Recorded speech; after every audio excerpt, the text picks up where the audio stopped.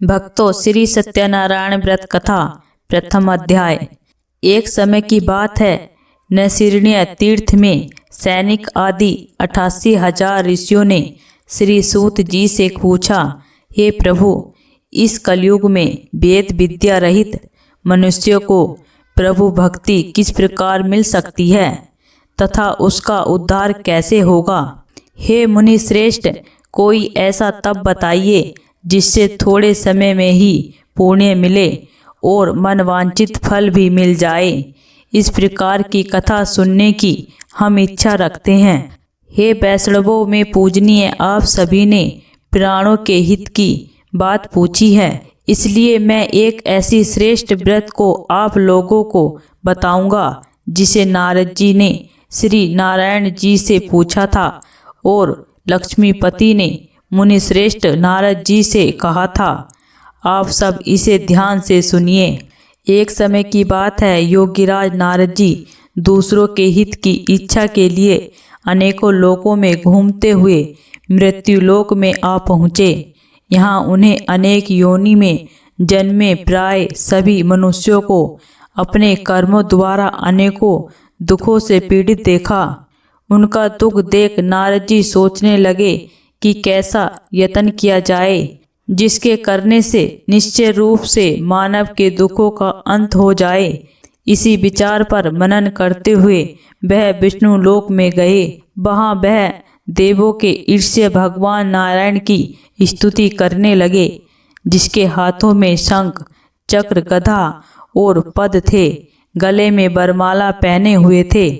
स्तुति करते हुए नारद जी बोले, हे भगवान, आप अत्यंत शक्ति से संपन्न हैं। मन तथा वाणी भी आपको नहीं पा सकती है। आपका आदि मध्य तथा अंत नहीं है।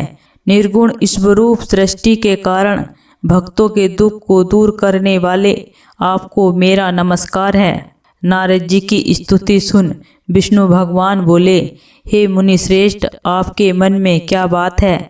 आप किस काम के लिए पधारे हैं, उसे निसंकोच कहो। इस पर नारद मुनि बोले कि मृत्यु लोक में अनेक योनियों में जन्मे मनुष्य अपने कर्मों द्वारा अनेकों दुख से दुखी हो रहे हैं। हे नाथ, आप मुझ पर दया रखते हैं तो बताइए कि वो मनुष्य थोड़े प्रयास से ही अपने दुखों से कैसे छुटकारा पा सकते हैं। श्री हरि बोले, हे नारद, मनुष्य की भलाई के लिए तुमने बहुत अच्छी बात पूछी है, जिसके करने से मनुष्य मोह से छूट जाता है। वह बात मैं कहता हूँ, उसे सुनो। स्वर्गलोक व मृत्युलोक दोनों में एक दुर्लभ उत्तम व्रत है जो पुण्य देने वाला है। आज प्रेमवश होकर मैं उसे तुमसे कहता हूँ। श्री सत्यनारायण भगवान का यह व्रत अच्छी तरह विधान पूर्वक करके मनुष्य तुरंत ही यहाँ सुख भोग कर मरने पर मोक्ष पाता है। श्री हरि के वचन सुन नारद जी बोले कि उस व्रत का क्या फल है और उसका विधान क्या है? यह व्रत किसने किया था? इस व्रत को किस दिन करना चाहिए?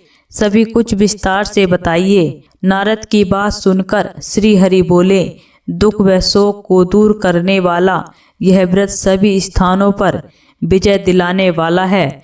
मानव को भक्ति व श्रद्धा के साथ शाम को श्री सत्यनारायण की पूजा धर्म परायण होकर ब्राह्मणों व बंधुओं के साथ करनी चाहिए। भक्ति भाव से ही नैवेद्य केले का फल, घी, दूध और गेहूं का आटा सवाया लें। गेहूं के स्थान पर साड़ी का आटा, शक्कर तथा गेहूं लेकर व सभी भक्षण योग्य पदार्थों को मिलाकर भगवान को भोग लगाएं। ब्राह्मणों सहित बंधुओं को भी भोजन कराएं। उसके बाद स्वयं भोजन करें। भजन कीर्तन के साथ भगवान की भक्ति में लीन हो जाएं। इस तरह से सत्यनारायण भगवान का यह व्रत करने पर मनुष्य की सारी इच्छाएं निश्चित रूप से पूरी होती हैं। इस कलिकाल अर्थात कलयुग में मृत्युलोक में मोक्ष का यही एक सरल उपाय बताया गया है। भक्तों, श्री सत्यनारायण व्रत कथा का प्रथम अध्याय संपूर्ण हुआ। बोलिए श्री सत्यनारायण भगवान की जय।